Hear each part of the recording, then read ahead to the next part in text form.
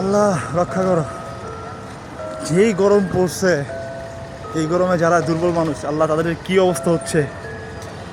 সকালে ঘুম থেকে উঠে দোকানে আসছিলাম,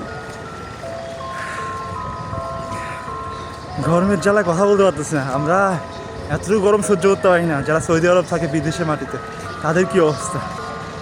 দোকানে এসে দেখি যে আমাদের স্টাফগুলো অসুস্থ হয়ে গেছে গরমের জ্বালায়।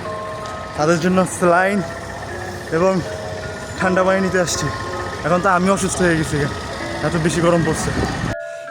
অতিরিক্ত গরম, ঠান্ডা পানির মধ্যে স্যালাইন মিশিয়ে খাইতে হবে।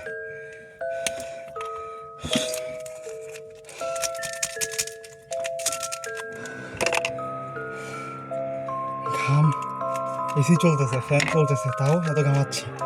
কি গরম পড়ছে। যারা বয়স্ক তাদের অবস্থা আরো খারাপ হয়ে যাবে।